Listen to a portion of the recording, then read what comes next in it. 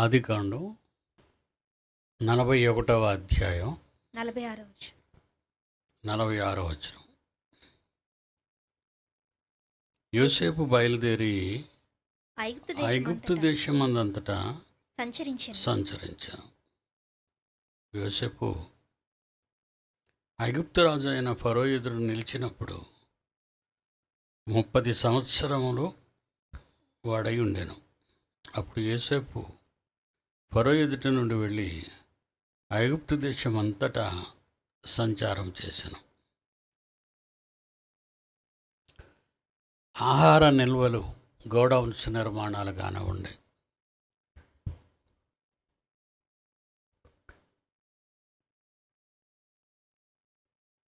ఈ మధ్య ఈ వ్యాపారస్తులు కూరగాయలు పాడైపోకుండా కోల్డ్ స్టోరేజెస్ కడతారు. ఆహార ధాన్యాలని పాడైపోకుండా ఉండాలన్నా, వెజిటబుల్స్ కానివ్వండి, మిరపకాయలు కానివ్వండి, చాలా వాటిని కోల్డ్ స్టోరేజెస్ అని, అంటే వాతావరణానికి డ్యామేజ్ కాకుండా, పురుగు పట్టకుండా కొన్ని నియమాలు ఫుడ్ కార్పొరేషన్ ఆఫ్ ఇండియా అని మన దేశానికి ఒకటే ఉంది. గవర్నమెంట్, సెంట్రల్ గవర్నమెంట్ ఆధీనంలో. అదే ఈ గోడౌన్స్ను నిర్మిస్తుంది. నిల్వలను భద్రపరిచే అతిపెద్ద భారీ షెడ్డులు అవి. వేలకు వేలు బస్తాలు లోపల భద్రపరచబడతాయి. కనుక పంటలు ఈజిప్టు దేశం అంతా పండిన తర్వాత 7 సంవత్సరాల పంట దాచుకోవటానికి 7 నిర్మాణాలు జరగాలని మనకు అర్థమవుతుంది. ఎందుకంటే 1 సంవత్సరం పంటనే దాచుకోవటానికి స్టోరేజీలు కట్టుకుంటాం మనం. 1 సంవత్సరం పంట. నేను పోర్ట్లో జాబ్ చేస్తున్న కాలంలో విదేశాల నుంచి గోధుమలు మనం ఇంపోర్ట్ చేసుకునేవాళ్ళం ఇతర దేశాల నుంచి. పంచదార ఇక్కడి నుంచి మనం ఎక్స్పోర్ట్ చేసేవాళ్ళం. కొన్ని వాల్యుబుల్ ఆహార పదార్థాలు, వాటికి నీరు తగలకూడదు, వాతావరణం వెచ్చగా ఉండాలి. కొన్ని పంటలకు కొన్ని కాలాల్లో వాళ్ళు పండిస్తారు. మెట్టు పంటలని, వర్షాకాల పంటలని, ఎండాకాల పంటలని. ఈ నెలలో ఇది వేయాలి, ఆ నెలలో అది వేయాలి. ఇది ఎందుకంటే ఈ డిపార్ట్మెంట్ చాలా పెద్దది, ఫుడ్ కార్పొరేషన్ ఆఫ్ ఇండియా. అంటే దేశం మొత్తం మీద 135 కోట్ల మందికి ఆహార నిల్వలు ఎప్పటికప్పుడు సమకూర్చి రెడీ పెట్టాలి, అయితే రేట్లు మారిపోతాయి.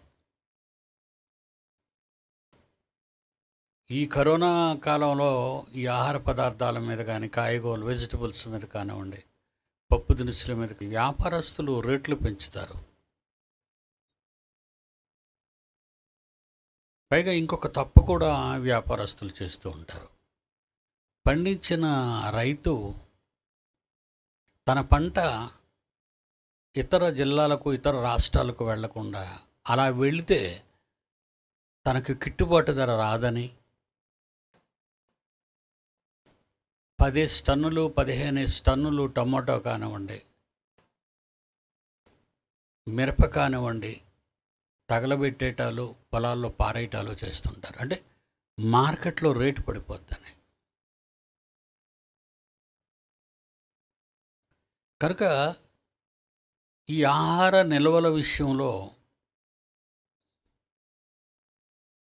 మరి రైతు పెట్టుబడి పెట్టి పండించినటువంటి ఆ పంటకు తగిన మూల్యం, కష్టానికి ఫలితం ఈరోజు రైతుకు ఉండటం లేదు. ఎందుకంటే దళారీలు మధ్య ఉండి లారీలు పెట్టుకొని ట్రాన్స్పోర్ట్ అంతా వాళ్ళు చేసుకుంటారు. వాళ్ళు తీసుకెళ్ళి వాళ్ళ స్టోరేజ్లో పెట్టుకుంటారు. ఇక్కడ ఎన్నో ఈరోజు రైతు నష్టపోతున్నాడు మన దేశంలో. అంటే దళారీల వలన, పెట్టుబడిదారుల వలన రైతు నష్టపోతున్నాడు. పారేయటం అనేది మహాపాపం. బైబిల్ దాన్ని అంగీకరించదు. పండిన పంటను నేలలో పారేయటం అనేది, పండించిన నేల, కురిపించిన వర్షం, మంచు, ఇవన్నీ కూడా వేస్ట్ చేశావు. దేవుని కష్టాన్ని వేరు చేశావు, రైతు కష్టాన్ని వేరు చేశావు.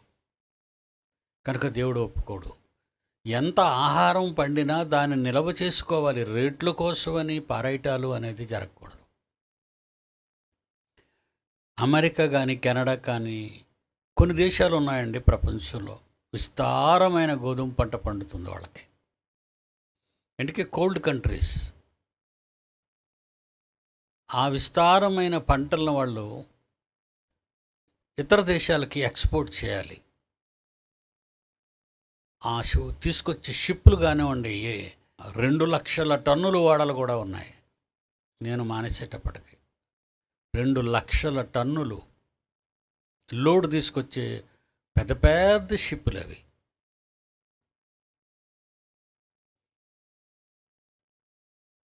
అవి దాని ఖర్చు ఆ దేశం నుంచి దేశానికి వచ్చి ఈ దేశంలో వాటిని ఇక్కడ దించేసి మళ్ళీ వెళ్ళటానికి ఆ ట్రాన్స్పోర్ట్ బై షిప్ సముద్ర మార్గాన రావడానికి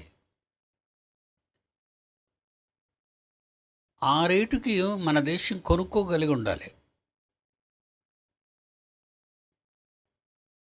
అలాని పంట పండించే అమెరికా, ఈ కోల్డ్ కంట్రీస్, వెస్టర్న్ కానీ యూరోపియన్ కంట్రీస్ కానీ ఆ పంటను మనకి తక్కువకి ఇవ్వరు. ఎందుకంటే ప్రపంచ మార్కెట్ అని ఒకటి ఉంటుంది. అందులో ఏ ధర నిర్ణయిస్తారో ఆ ధరకే అమ్మాలి. ఆ ధర రాకపోగానే విస్తారంగా పండిన పంటను వాళ్ళు ఏం చేస్తారంటే సముద్రాల్లో, షిప్పుల్లో తీసుకెళ్ళి సముద్రాల్లో ఉంపేస్తారు. ఇలాంటి దారుణమైన పరిస్థితులు కూడా ప్రపంచంలో జరుగుతున్నాయి. అర్థమైందనుకుంటాను మీకు. అయ్యో, మనకు మిగిలింది చాలులే, మనకు లాభం లేకపోయినా పర్లేదు, మీరు షిప్పులు పెట్టుకొని మీరు మెటీరియల్ తీసుకెళ్ళిపోండి, అక్కడ పేద ప్రజలకు ఎవరు, మీ దేశానికి సహాయం చేస్తున్నామే అనే వాళ్ళు ఎవరు. ఎందుకంటే ప్రపంచ మార్కెట్లోనూ అన్ని దేశాల వాళ్ళు ఎక్స్పోర్ట్స్ అనేవి చేస్తుంటారు. ఈరోజు ప్రపంచం అంతా చైనా మీద ఆనుకొని ఉండిపోయింది. వీళ్ళు 20,000 పెట్టి తయారు చేసే వస్తువు కూడా 5,000కే తయారు చేసేస్తున్నాడు. కనుక దేశాలన్నీ కూడా భవిష్యత్తు ప్రణాళికలు ఆలోచించుకోకుండా చైనా మీద ఆధారపడ్డాయి. ఈరోజు చాలా దెబ్బతిన్నాయి ప్రపంచ దేశాలన్నీ చైనాను ఆనుకోవడం వల్ల. వాళ్ళు మార్కెట్లో వాళ్ళు ఇచ్చేది చాలా తక్కువ రేట్లకి ప్రజల్ని ఆలోచింపజేసి ప్రజలకు ఇవ్వాలి అని మోసపూరితమైనటువంటి దగాకోరు వ్యాపారాన్ని చైనా చేస్తుంది. మిగతా దేశాల్లో ఆ రేటుకి వాళ్ళు ఇవ్వలేరు. ఎందుకంటే అమెరికాలో కాస్ట్ ఆఫ్ లివింగ్ ఎక్కువ, ఇంగ్లాండ్లో కాస్ట్ ఆఫ్ లివింగ్ ఎక్కువ, ఇండియాలో కాస్ట్ ఆఫ్ లివింగ్ తక్కువ. ఎందుకంటే మనకిక్కడ ₹1 అమెరికాలో $1 అంటే అమెరికాకి అది రూపాయి అని అర్థం. మన ఇండియన్ రూపాయి కాదు, అమెరికా రూపాయిని డాలర్ అంటారు. $1కి ఇండియన్ మనీ ఎంతో తెలుసా? ₹70 సుమారు. అమెరికాలో ₹1కి అది ఇండియా వచ్చేసరికి ₹70 అవుతుంది, మన ఇండియా రూపాయలు. కనుక ఇంచుమించు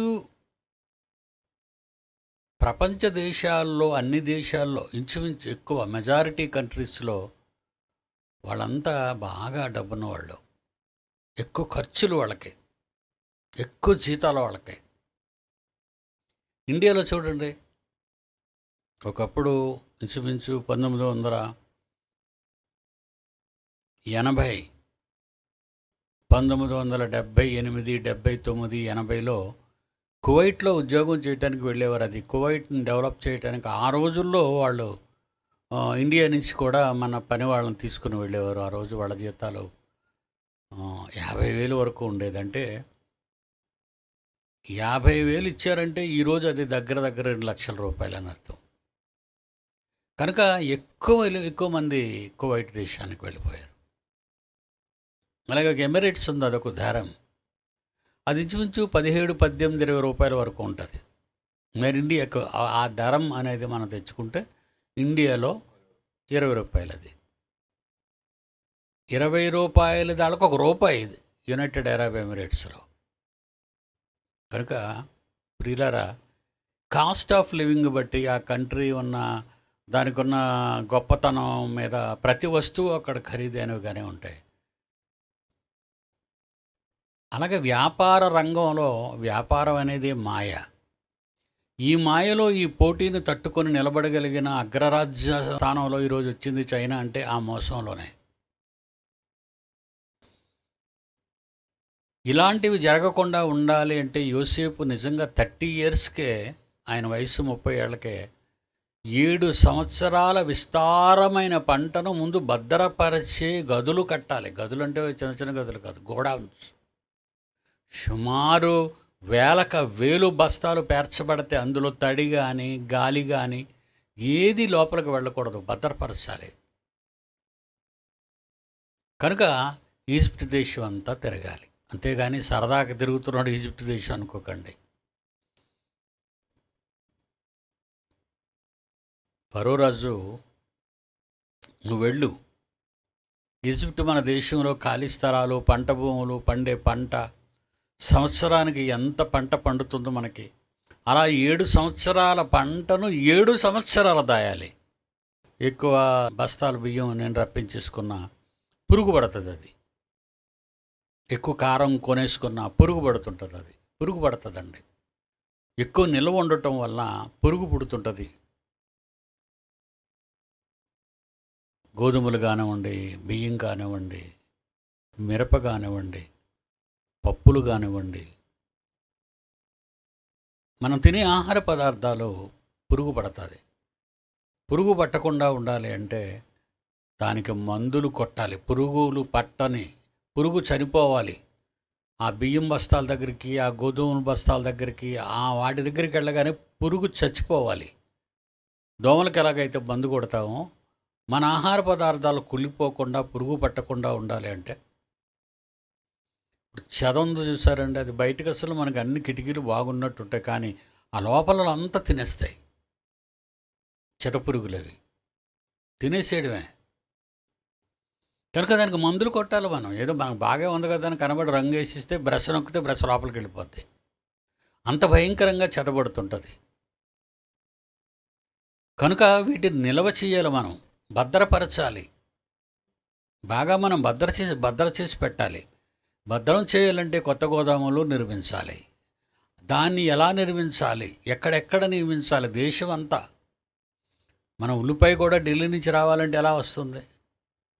కనుక మన దేశంలో ఎన్ని రాష్ట్రాలు ఉన్నాయో ఆ రాష్ట్రాలలో ఉన్న జిల్లాలన్నింటిలోనూ కూడా ఈ ఆహార పదార్థాలు నిల్వ అనేది పంపిణీ చేయాలి. జాగ్రత్తగా దాచిపెట్టి ప్రజలకు ఇవ్వాలి. ప్రజలకు దగ్గరగా ఉంచాలి కదా అవన్నీ. ఇది చాలా పెద్ద బాధ్యతతో కూడిన వ్యవహారం యోసేపుకి, నాకు తెలుసు అది. కనుక ఈ ఆహార పదార్థాలను మనం భద్రపరచాలి. ఈజిప్ట్ దేశంలో ఎక్కడెక్కడ భద్రపరచాలి, పంట ఎక్కడ పండుతుంది, భద్రపరచడం ఎక్కడ జరుగుతుంది, అది ప్రజలందరికీ అందుబాటులో ఉండాలి. వీటి గురించి యోసేపు ఈజిప్ట్ దేశం అంతా తిరగవలసిన పరిస్థితి ఏర్పడింది. ఓకే, అదే చెప్పాడు మనకి 46వ వచనంలో, యోసేపు బయలుదేరి ఐగుప్తు దేశమంతటా సంచరించి అప్పటికి ఆయన వయసు 30 సంవత్సరముల వాడై ఉన్నాడు. అప్పుడు యోసేపు ఫరో ఎదుటి నుండి వెళ్ళి ఐగుప్తు దేశం అంతటా సంచారం చేశాను. అలా సంచారం చేసి వచ్చిన తర్వాత 47వ వచనం, సమృద్ధిగా పంట పండిన 7 సంవత్సరములలో భూమి బహు విరివిగా పండెను. భూమి నేలలో జీవం దేవుడిచ్చాడు యోసేపు కోసం, ఇశ్రాయేలుని కాపాడడానికి. మర్చిపోకండి. ఈ ఈ పూలదండలో ఉన్న ఆ దారాన్ని మాత్రం మనం మర్చిపోకూడదు. పూలు ఎంతో అందంగా దగ్గరగా దారాన్ని కనబడనివ్వకుండా మనకు కనిపిస్తుంది. ఎంతో సువాసన భరితంగా ఉంటుంది ఆ పూల మాల. కానీ లోపల ఉన్న థ్రెడ్, ఆ దారం అనేది కనబడదు. పూలన్నిటినీ పట్టి ఉంచింది అదే. యోసేపు దేవుని సంకల్పంలో ఉన్నవాడు. అది మీకు మొదటి నుంచి చెప్తున్నాను. యాకోబు కుటుంబం ఆకలి చావులు చావకుండా ఈజిప్ట్ దేశానికి వచ్చి బ్రతకాలని ఈ యోసేపు అడుగు పెట్టిన తర్వాత ఈజిప్ట్ దేశాన్ని దేవుడు ఆశీర్వదించాడు. దేవుని కుమారులు, దేవుని పిల్లలు ఎవరైనా అడుగు పెడితే అది తప్పనిసరిగా సక్సెస్ఫుల్ అవుతుంది. ఎందుకంటే దేవుని ఇష్టాన్ని జరిగించేవాళ్ళు. అందుకే అన్నిటికంటే జీవవాక్యాన్ని బోధించటానికి వచ్చిన దైవజనుడు అడుగు పెడితే ఆ ఇల్లు ఆశీర్వదింపబడుతుంది, ఆ పట్టణం ఆశీర్వదింపబడుతుంది, ఆ రాష్ట్రం ఆశీర్వదింపబడుతుంది, ఆ దేశం ఆశీర్వదింపబడుతుంది. ఎలా అయితే ఆశీర్వాదాలు ఇస్తానన్నాడో దేవుడు, ఈ మనుష్యులు దేవుని మీద తిరుగుబాటు చేసి దేవుని మాటలు వినకుండా దేవునికి భిన్నంగా ప్రవర్తించి దేవుణ్ణి దుర్భాషలాడుతూ ప్రవర్తించే వాళ్ళకి ఈ దైవజనుల పాద ధూళి ఆ ఇంటి మీద కానివ్వండి, ఆ పల్లెలో కానివ్వండి, ఆ పట్టణంలో కానివ్వండి, ఆ రాష్ట్రంలో కానివ్వండి, ఆ దేశంలో కానివ్వండి, ప్రపంచం మీద మీ పాద ధూళి దులిపేయండి, నేను ప్రపంచాన్ని ఏం చేస్తానో మీరే చూదురుగా అని అంటాడు బైబిల్లో. మత్తయి సువార్త 10వ అధ్యాయం 14వ వచనం. మత్తయి సువార్త 10వ అధ్యాయం 14వ వచనం. ఎవడైనా మిమ్మును చేర్చుకోకుండా మీ మాటలు వినకుండా మీరు ఆ ఇంటినైనను ఆ పట్టణమునైనను విడిచి వెళ్ళిపోయే ముందు మీ పాద ధూళి దులిపివేయండి. విమర్శ దినమందు ఆ పట్టణపు గతి కంటే సొదొమ గొమొర్రా పట్టణాల గతే ఓర్వతగినది. అగ్ని గంధకాలు కురిస్తే సొదొమ గొమొర్రా సర్వనాశనం అయిపోయింది. అదైనా పర్వాలేదు, కానీ మిమ్మల్ని చేర్చుకోకుండా మీ మాటలు వినకుండా మీరు ఎవరైనా త్రోసిపుచ్చారనుకోండి, దేవుడు వాళ్ళని ఓర్వలేని బాధలు ఇస్తానంటున్నాడు ఆ దేశానికి. ఓర్వలేని బాధలు. సొదొమ గొమొర్రాలో బాధ కంటే భయంకరమైన బాధ ఆ దేవుడు వాళ్ళకి ఇస్తానన్నాడు. ఈ మధ్యకాలంలో నా జీవితంలో చూసింది, వాక్యం చెప్పటానికి పాపం చాలామంది పిల్లలు బైబిల్ పట్టుకొని పాటలు పాడుకొని రోడ్డు అంటూ వెళ్ళినా సరే వాళ్ళని అల్లరి పెట్టటాలు, వాళ్ళని అడ్డుకోవటాలు, వాళ్ళ మీద పేడ నీళ్లు జల్లటాలు, వాళ్ళని బూతులు ఆడటాలు. ఈ ఆంధ్రప్రదేశ్లో ఈ కరోనా ముందు కాలంలో జరిగినట్టు సందర్భాలు, ఇంకా ముందుకు వెళ్ళిపోతే 2-3 ఏళ్ళ ముందుకెళ్తే కాశ్మీర్ నుంచి కన్యాకుమారి వరకు చర్చిలు కూలదోయడాలు, క్రైస్తవులు కొట్టటాలు, చంపటాలు మత ఛందస్సువాదులు పనిగా పెట్టుకున్నారు. ప్రియులారా, ఈరోజు భారతదేశం కరోనాలో అగ్రస్థానానికి పరుగులు తీస్తుంది. వాళ్ళకి అది తెలీదు. ఎందుకు మా దేశానికి ఇలా జరుగుతుంది?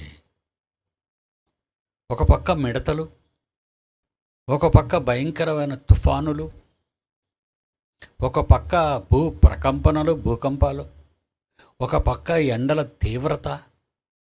ఇవన్నీ ఎందుకు జరుగుతున్నాయో భారతీయులకు అవసరం లేదు, అమెరికన్స్కి అవసరం లేదు, ప్రపంచ దేశాల్లో మనిషి అన్నవాడు ఆలోచించడం లేదు వీటి గురించి. జరుగుతాయి, మేము ఏదో ఒక రకంగా బతకాలి. చూసారా ఎలాగైపోయిందో? అసలు దేవునిని గూర్చి తెలుసుకోవాలి. దేవుడనే ఆయన ఉన్నాడు. ఆయన మనల్ని అందరినీ అబ్జర్వేషన్లో పెట్టుకున్నాడు. మనల్ని చూస్తున్నాడు ఆయన. మనం చేసిన తప్పిదాలకు తగిన శిక్ష విధించకుండా ఆయన ఊరుకోడు అనే దేవుని భయం అనేది ఎవ్వరికీ లేదు. ఎందుకంటే దేవుడు కూడా ఎంతో కొంత ఇచ్చేస్తే ఊరుకుంటాడు అనే పరిస్థితిలోకి వచ్చేసిందా ఈ నరజాతి అనేది అప్పుడప్పుడు నేను ఆలోచిస్తుంటాను. ఏమండి, ఒక లంచం తీసుకునేవాడైనా, పార్టీ ఫండ్ కోట్లు తీసుకున్న, వ్యాపారంలో కోట్లు మోసగించిన, అమాయక ప్రజలను మోసగించిన, మాకేం కాదు, దేవుడు కూడా ఎంతో కొంత పడేయచ్చు అనుకుంటున్నారా ఈ మనుషులు? నాకు అలాగ అనిపిస్తుంటుందండి. వీళ్ళు చేసిన పాపాల కోసం వీళ్ళకి భయం లేదు. దేవుని పట్ల వీళ్ళు చేస్తున్నటువంటి అవిధేయత కానీ, తప్పుడు మాటలు కానీ, తప్పుడు పనులు కానీ, అవి కూడా వీళ్ళకి అర్థం కావట్లేదు. ఏదో కష్టం వచ్చింది, అనుభవిస్తాం. కష్టం ఎప్పుడు ఉంటుందా? కొంతకాలం ఉంటుంది, పోతుంది. కనుక ప్రపంచ చరిత్రలో ఈరోజు కరోనా అనేది, మానవాళి సంహారం అనేది భయంకరంగా జరిగిపోతుంది. రాని దేశాలు ముందు అగ్రస్థానంకి వస్తున్నాయి. మొట్టమొదట లేక ఆలస్యంగా వచ్చి ఎంతో జాగ్రత్తగా ఉన్న దేశాలన్నీ ఈరోజు అగ్రరాజ్యాన్ని మించి పైకెళ్ళిపోతున్నాయి. డెత్స్లో, చావుల్లో, రోగాల బారిన పడిన వారి సంఖ్య లక్షల్లో ఉంది. ఇవి ఎందుకు జరుగుతున్నాయని ఇండియాలో ఉన్న వాళ్ళు ఎవరైనా ఆలోచిస్తున్నారంటే వాళ్ళు ఆలోచించరు. గురియా వచ్చిందండి, ఎబోలా వచ్చింది, వచ్చిందిలండి, అవి మన దేశానికి రాలేదు. స్వైన్ ఫ్లూ వచ్చిందండి, డెంగ్యూ వచ్చిందండి, వస్తాయండి, పోతుంటాయి. కర్ఫ్యూ వచ్చిందండి, దానికి కూడా అదే టైటిల్ సెలెక్ట్ చేశారు. వస్తాయండి, పోతాయండి, సహజీవనం చేయటమే మనం దాంతో. సహజీవనానికి చావుకి వెళ్ళిపోతున్నాం కదా. ఒక మగవాడు ఆడదానితో సహజీవనం చేసినప్పుడు చావడు, కానీ మృత్యువుతో సహజీవనం ఏంటి అంటే మనిషిని భయంలో నుంచి తీసుకొచ్చేస్తున్నాడు. వారికి తప్పదు, మనం కలిసి మనం బ్రతకాలి అని. మందులు చేతగాక, చేసిన ఘోరాలు జ్ఞాపకం చేసుకోక, తప్పులు అని దేవుని ముందు మోకారిల్లక, క్షమాభిక్ష ప్రసాదించమని కన్నతండ్రిని దేవుణ్ణి అడగక్క, నువ్వెన్నిస్తావో ఇయ్యో, మేము సహజీవనం చేస్తాం, తిన్నన్నాళ్ళు తింటాం, బ్రతుకు లేకపోతే చేస్తాం, పోతాం. చూసారు ఎలా డెసిషన్కి వచ్చేసారు వీళ్ళు?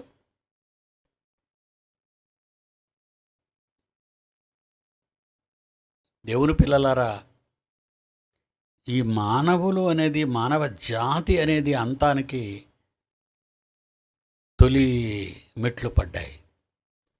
ఇంకా నాశనం అనేది తప్పదు.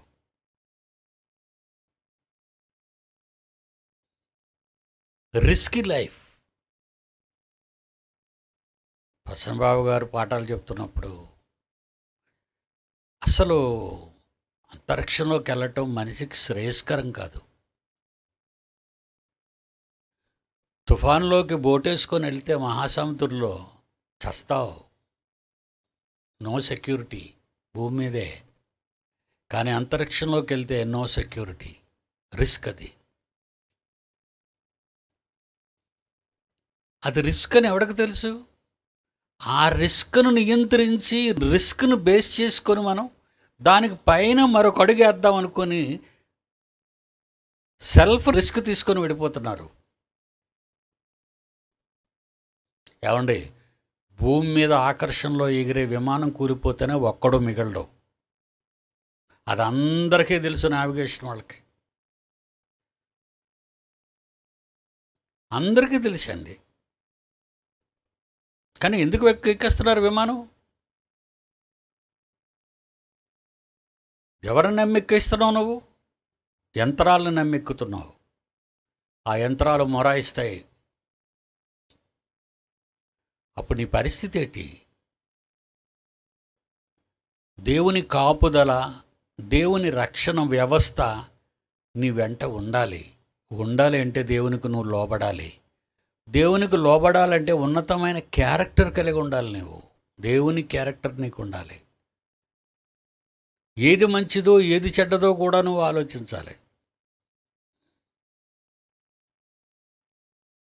చంద్రుడు చౌడు నేల అయిపోయాడు కనుక విరమించుకున్నాడు ప్రాజెక్టులన్నీ. అంగారకుడు పండేస్తాడేమో, లోపల నీళ్లు ఉన్నాయని ఆశపడుతున్నారు ఆ వాగ్యజీవులు. మీ డాడీగా నేను చెప్తున్నాను, కొలాప్స్ అయిపోతారు వీళ్ళు. ఈరోజు మనం వాడితో చెప్తే వాడు వింటాడా? విండు.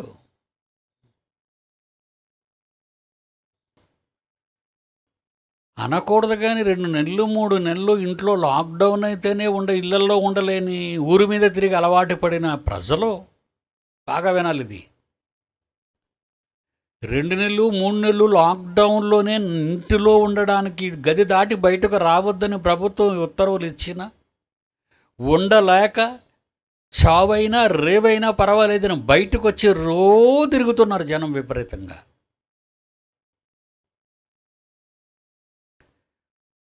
6 నుంచి 8 నెలలు నువ్వు ఈ ప్రయాణంలో ఉండగలవా? అది ఇంటికంటే ఘోరంగా ఉంటుంది. నువ్వున్న ఇల్లు కంటే నువ్వు వెళ్ళే ఆ ఫ్లైట్, అంగారకుడి దగ్గరికి వెళ్ళే ఆ స్పేస్ షటిల్, అందులో నువ్వు ఫస్ట్ క్లాస్లో కూర్చున్నట్టు ఉంటుంది తప్ప నువ్వు ఇష్టం వచ్చినట్టుగా గెంతడానికి, పరుగులు తీయటానికి కాదు. 8 మాసాలు ఉండగలవా బిడ్డ? ఇకపోతే 8 మాసాలు నీకు డేంజరస్ సిచ్యుయేషను. ఏ క్షణానికి ఏమి సంభవిస్తుందో. ఒక మట్టి రోడ్డు మీద లారీ వెళ్ళిపోతే ఆ దుమ్ము లేచి వెనకాతలున్న కారు కానీ మోటార్ సైకిల్ కానీ కదలలేదు. కొన్ని రోడ్లు బద్దలైపోయి రాళ్ళు బయటకు వచ్చేసి తగిలేస్తుంటాయి. అవి టైర్లకు తగులుతాయి. ఫర్ యువర్ ఇన్ఫర్మేషన్, అంతరిక్షంలో ఉన్న ధూళి, వేస్ట్ మెటీరియల్, ఈ వేగానికి వేలకు వేలు వేగంతో వెళుతున్న నీ అంతరిక్ష నౌకకి ఒక చిన్న నట్టు తగిలితే చాలు, మీరందరూ కొలాప్స్ అయిపోతారు. చిన్న నట్టు. నక్షత్రాలు పేలిపోతాయి. ప్రకృతిలో ఎన్నెన్నో జరుగుతున్నాయి విస్ఫోటనాలు. అవన్నీ ముక్కలు అవే ఆస్ట్రాయిడ్స్ అంటున్నారు. అందులో చిన్న సైజు నుంచి మన దగ్గర ఉన్న పెద్ద కొండల వరకు ఉన్నాయి. ఏది తగిలినా వేస్ట్ లేదని అక్కడ నీకు ప్రభుత్వం రోడ్లే లేదు నీకు అక్కడ. వీటన్నిటినీ చూసుకుంటూ వెళ్ళదంటే వెళ్ళరు. ఇంత వేగంతో వెళ్తున్నారంటే ఏ మొక్క వస్తుందో ఏం తగులుతుందో వీళ్ళకి అనవసరం. టోటల్ ఫెయిల్యూర్ అయిపోతాడు వాడు. ఎవడు? స్టీఫెన్ హాకిన్స్ తమ్ముడు. ఆడు కదా ఇప్పుడు మొదలెట్టాడు. చచ్చిపోతే ఆ దరిద్రుడు ఏం చెప్పాడు? మీరు భూమి ఉండదు 100 సంవత్సరాల తర్వాత, మీరు ఎక్కడో దగ్గర దారి ఎత్తుక్కున్నారు. కానీ ఇప్పుడు దారి ఎత్తుకుతున్నారు. వద్దండి. భవిష్యత్తు తెలియనివాడు మూర్ఖుడు, అవివేకి, అజ్ఞాని, అహంకారి. నీకేం పోయే కాలంరా? గాలి, నీరు, మానవ జీవితానికి అవసరమైన వాటన్నిటినీ తండ్రి ఈ విశ్వంలో భద్రంగా కనబడని చోటున దాచిపెడితే నువ్వు అందులోంచి బయటకు వచ్చి నా మీద పడిపో అని చెప్తావు ఆ ప్రకృతితో.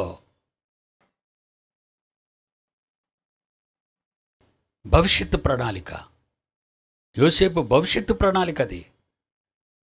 ఆ తరాల్లో మరి ఆకలి చావులు రాకుండా ఈజిప్టులో ఉన్న వాళ్ళంతా బ్రతికి బట్టకట్టాలి అంటే, బాగా పంటలను పండించి అడుగుపెట్టిన యోసేపును బట్టి ఈజిప్టు దేశాన్ని దేవుడు ప్రేమించాడు.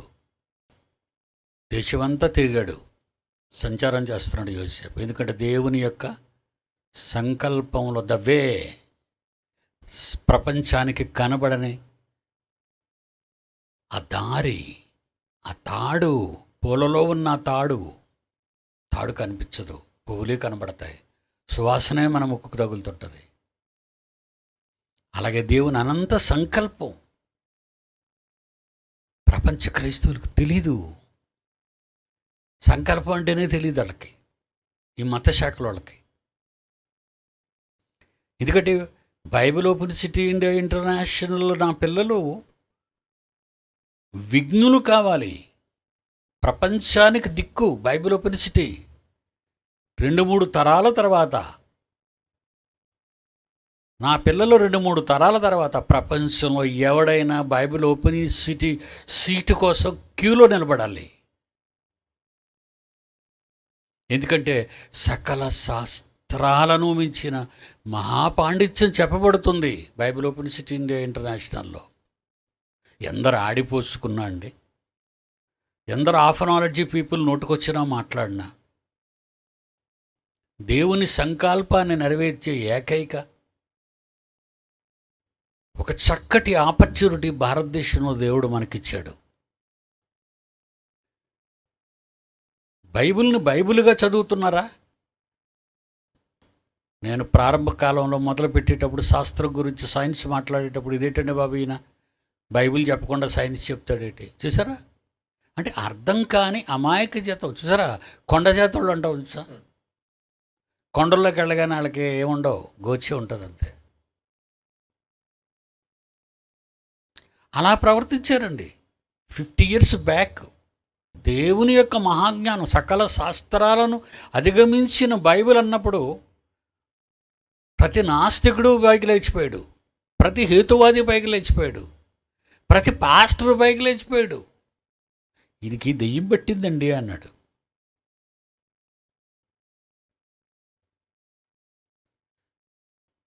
సాంకేతిక పరిజ్ఞానం, మానవుడు తన పిచ్చి జ్ఞానాన్ని డెవలప్ చేసుకుంటూ ఉన్న కాలంలో దేవుని మహాజ్ఞానం దాన్ని అణుస్తూ ఉండాలి.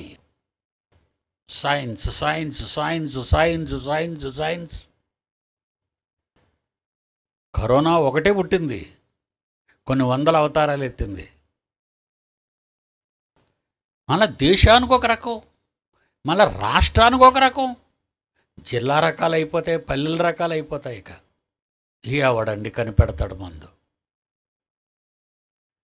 కనుక ఈ మందుల మీద ఆశ పెట్టుకోకుండా నా పిల్లలందరూ కూడా మీకున్న తక్కువ డబ్బుతోనే అన్ని రకాలైనటువంటి చౌకగా దొరికే ప్రతి పండు తినండి. అది రేగుపండ, జాంపండ, నేరేడు పండ. ఇవే కరోనాని ఆపగలిగే లక్షణాలున్నవి. ఎందుకంటే ప్రకృతిలో నుంచి పుట్టింది ఏదైనా సరే ప్రకృతి ఆపాలి. This is the top secret. ఎవడకు దోచింది వాడు పిచ్చి మాటలు, తాగుబోతాడు మాట్లాడతారు. అడ్వైస్ చెప్పరంటే ఆడు చెట్టుకు కూర్చుంటాడు. ఆడు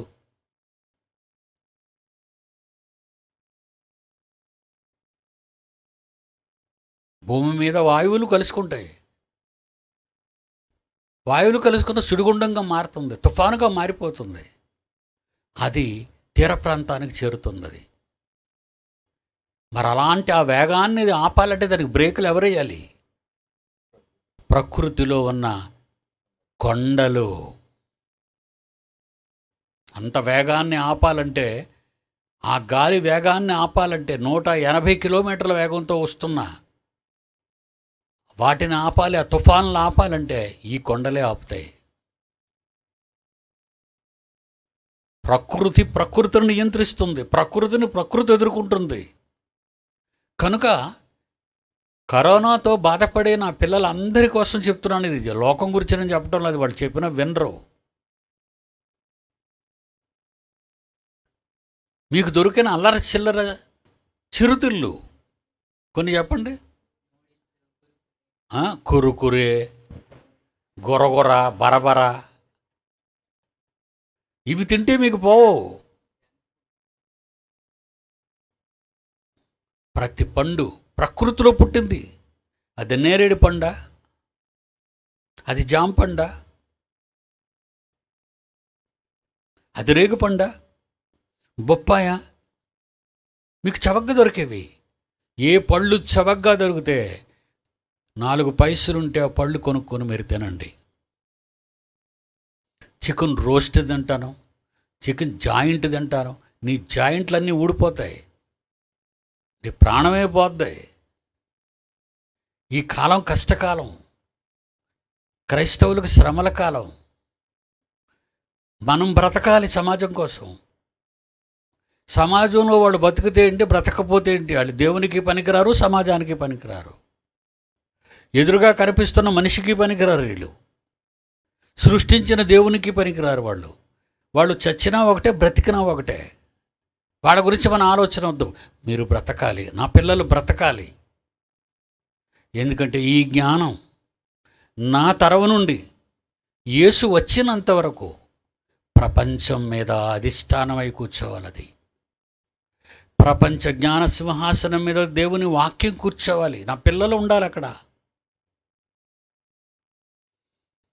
ఒక యోసేపు ఒక అగ్రికల్చరలిస్ట్గా దేవుడు ఇచ్చిన ఆ కలల భావానికి చెప్పిన అర్థాన్ని బట్టి 7 సంవత్సరాల కాలం ఆ పంటను భద్రపరచాలి. మరో 7 సంవత్సరాలు కరువు రాబోతుంది కనుక ఈ 7 సంవత్సరాలు భద్రపరచబడిన ఆహారం కుళ్ళిపోకూడదు, పురుగు పట్టకూడదు, లేమి ఉండకూడదు.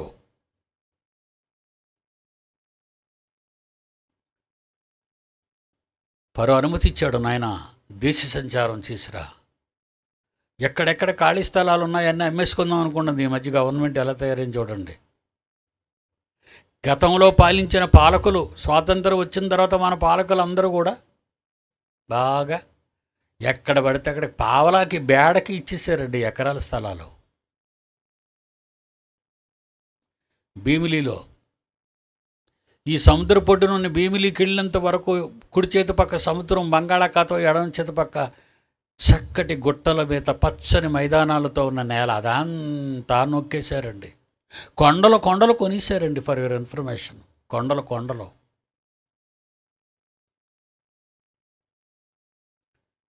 జగన్ సీఎం అయిన తర్వాత డబ్బు లేదు ఖజానాలో. ఎక్కడ ప్రభుత్వ స్థలాలు ఉన్నాయో, గవర్నమెంట్ స్థలాలు, అసైన్మెంట్ ల్యాండ్స్ ఉన్నాయో అమ్మేద్దాం అన్నాడు.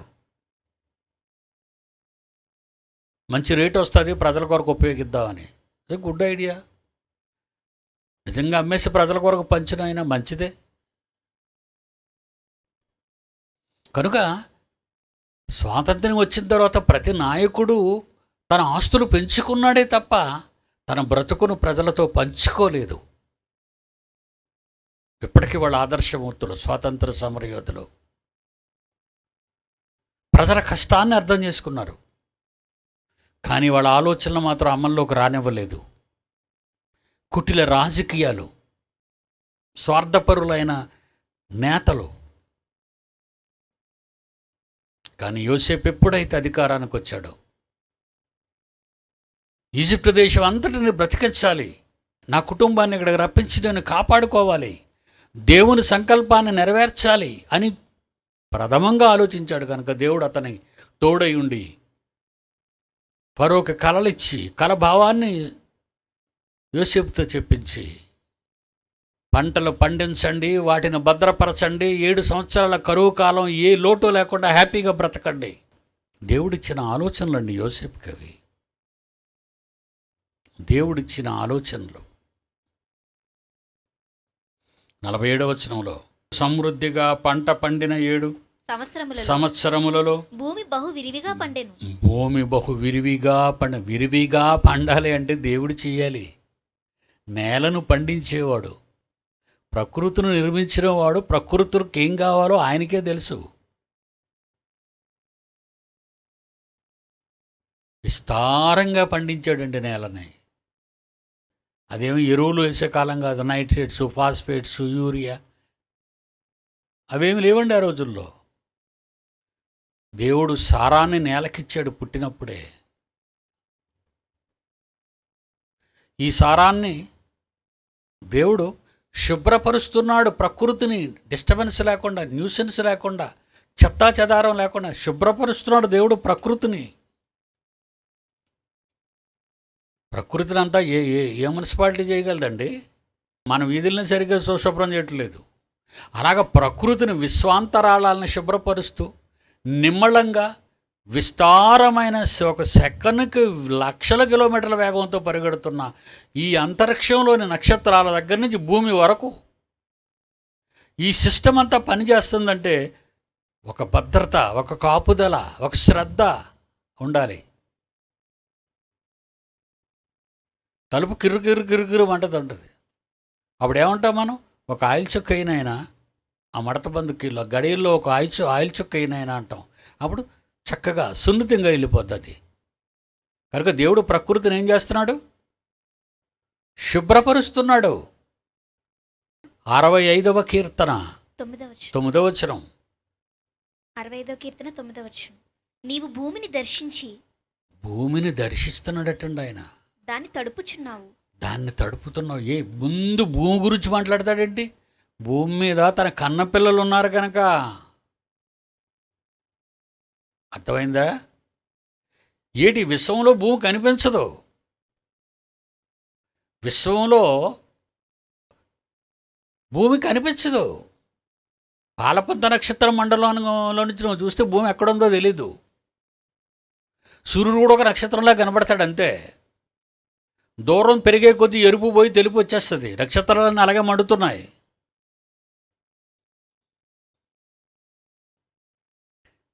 ఎంత చక్కని మాట అండి అది. ఏమంటున్నాడు? నీవు భూమిని దర్శించి దాన్ని తడుపుచున్నావు. దాన్ని తడుపుతున్నావు. దానికి మహదైశ్వర్యము కలుగజేయుచున్నావు.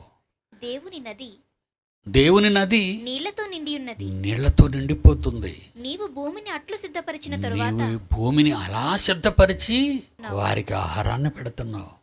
దాని దుక్కులను, అంటే నీ పిల్లలని లోటు లేకుండా పెంచటానికి తండ్రి అయిన దేవుడు భూమిని దర్శిస్తున్నాడా?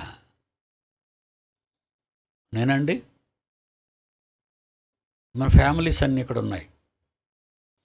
నీకు రైస్ ఎంత కావాలి, ఏంటంటే కావాలో రాసిమ్మనండి అని అడుగుతాను. కూతురు పెట్టినా, కొడుకు పెట్టినా, కొడుకు చెప్పినా ఏంటి కావాలో వాళ్ళని రాసిమ్మను అని చెప్తాను.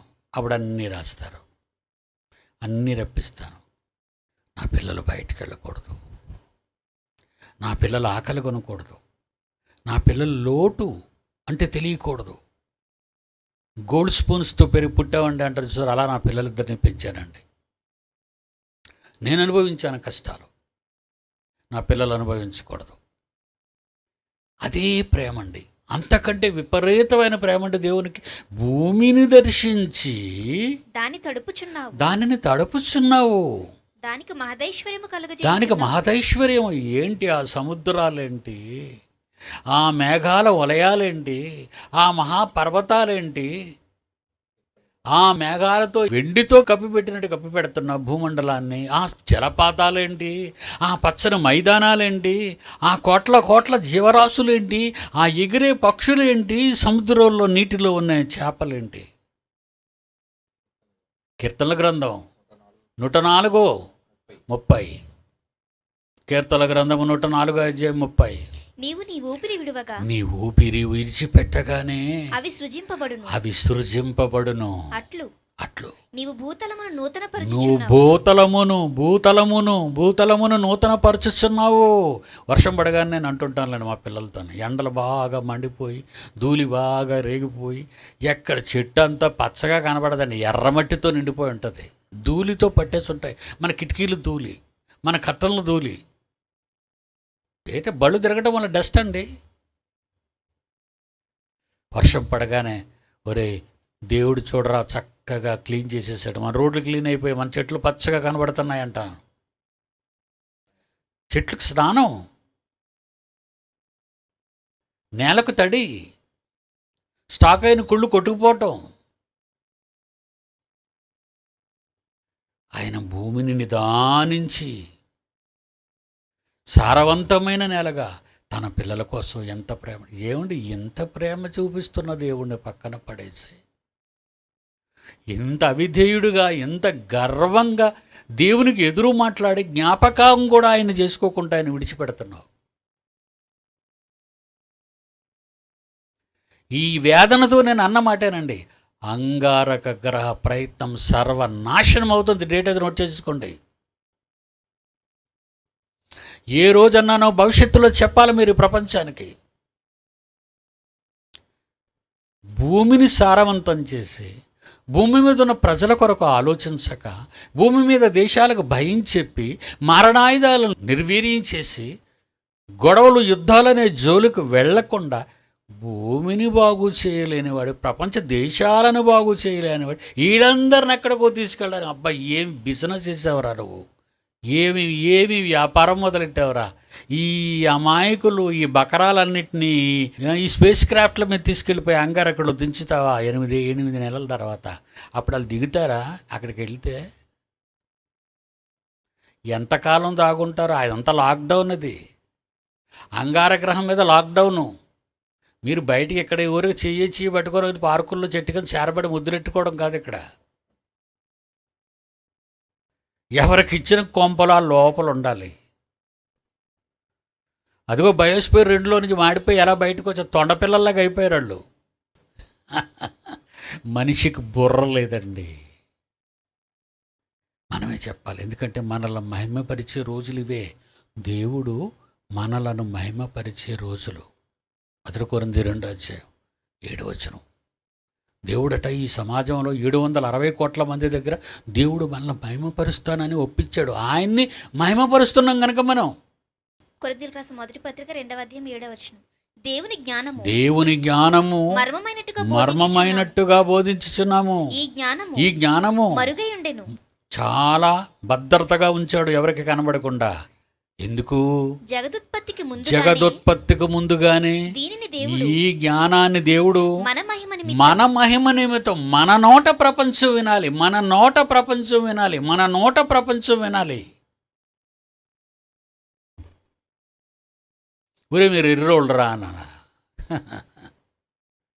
కండి లోకం మనల్ని ఎంపిక చేస్తే ఎంపిక చేయకపోతే గాడిది గుడ్డు. వాడు మనకు చేసేది ఏమి లేదు. వాడికి వస్తున్న ప్రమాదాలు, వాడు అడుగు వేస్తున్న అడుగులు మంచివి కాదని ప్రపంచానికి చెబుతున్నాం. ప్రపంచానికి మేము శాస్త్రవేత్తలు అందుకే ఎడంకాల కింద పడేసాను వాళ్ళందరినీ. ఒరే మీరు పిచ్చెక్కిందిరా, మీకు పిచ్చి. ఒక మహానాయకుడు పుడితే ఫరో అంతటి రాజు లొంగిపోయాడు యోసేపుకి. వాట్ ఏ వండర్ఫుల్ నాయనా, దేవుడు నీకు ఇచ్చిన జ్ఞానం.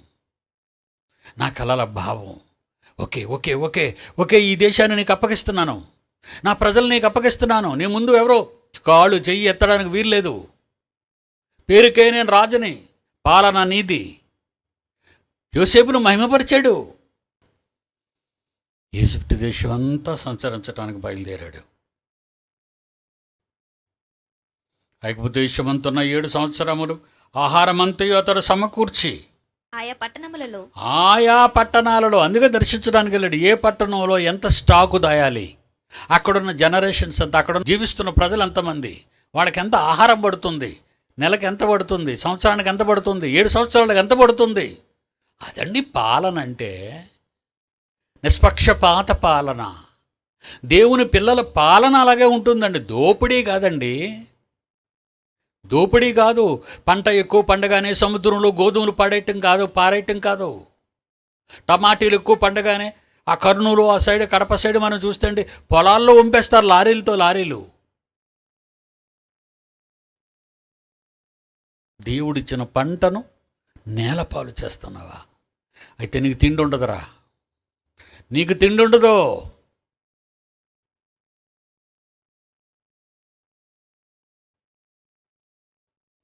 ఏ పట్టణము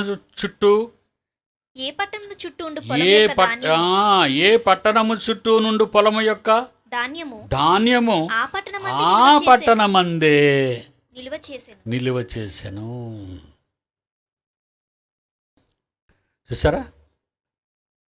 విశాఖపట్నంలో ఉన్న పంట విశాఖపట్నంలోనే ఉండాలి. తూర్పుగోదావరిలో పంట తూర్పుగోదావరిలోనే ఉండాలి.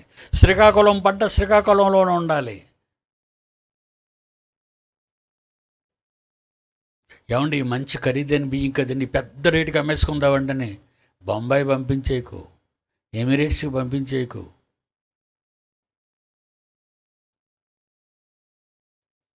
సముద్రపు దొంగలు అందరూ ఉన్నాం ఎమిరేట్స్లో ఉన్నోళ్ళు. అరేబియా సముద్రం మీదుగా ఏమైనా ఓడలు వెళ్తే బోట్లు వేసుకొని వెళ్ళిపోయి వాళ్ళందరినీ చంపేసి వాళ్ళ ఆహార వస్తువులన్నీ తీసుకొచ్చేవారు. ఎడారిలోనూ గొయ్యి తీసి ఇసుకలో పాతేవారు. వేడికి అది ఉడికిపోతే తీసుకొని తినేవారు. ఇప్పుడు అలా పరిస్థితి చూడలేదు మీరు. ప్రపంచంలో పండిన ప్రతి పండు ఈ సీజన్లో పండిన అది ఎమిరేట్స్లో దొరుకుతుంది. వెర్రబీగిపోతున్నారు. టైం అయిపోయింది వాళ్ళకి కూడా. నేను చాలా కాలం అప్పుడే చెప్పాను, దీనికి కూడా లిస్ట్లో ఉన్నారు వాళ్ళు కూడా. కొలాప్స్ అవుతారు. వాడుకున్నంతకాలం వాడుకున్నారు ప్రపంచ ప్రజల్ని, ఆయా దేశ ప్రజల్ని. అవసరం తీరిపోయింది కదా అని, ఆయిల్ దొరకటం లేదని అబద్ధాలాడి ప్రజలను వాళ్ళ దేశాలకు పంపేస్తావా? నీకు అవసరం లేకపోతే తగిలేస్తావా?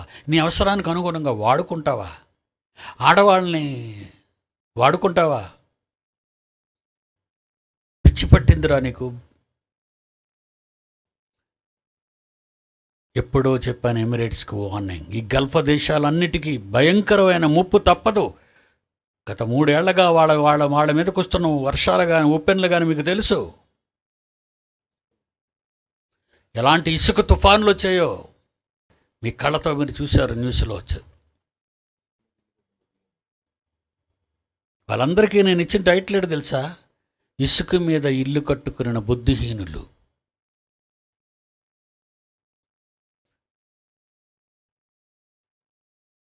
ఏమని చెప్తాడు బైబిల్లో?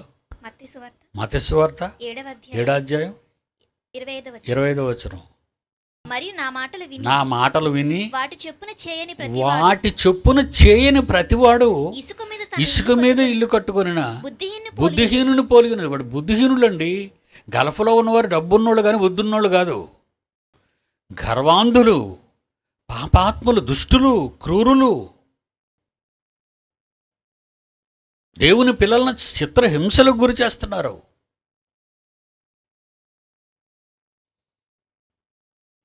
ఇసుక మీద ఇల్లు కట్టుకున్న బుద్ధిహీనుని పోలి ఉన్నారు. వాన కురిసింది, వరదలు వచ్చేసాయి, గాలి విసిరింది, ఇంటి మీద కొట్టింది, బుర్జ్ ఖలీఫా పడిపోద్ది. దాని పాటు గొప్పది. ఏడుస్తారు ఇప్పుడు అందరూ వచ్చి అక్కడ. నువ్వు అంతస్తుల ప్రపంచ దేశాలు తిరిగి అంతస్తుల భవనాలు చూసి అన్నీ నీ దేశంలో కట్టేసుకోవాలని బాబెలు గోపురం కడుతున్నావా నాయనా? అలాంటి ఆశలు ఉన్నాయా మీ దగ్గర? పోతారు. దేవుని జ్ఞానాన్ని చూడాలండి వాళ్ళు చూడరు కదా. దేవుని జ్ఞానాన్ని వాళ్ళు చూడరు. యోసేపు మంచి జ్ఞాని. ఆయా పట్టణాల్లో పండిన పంటంతా ఆ పట్టణాలకు దగ్గరగానే నిలువ చేశాడు. God bless you. శనివారం కలుసుకుందాం. అందరికీ సెలవు.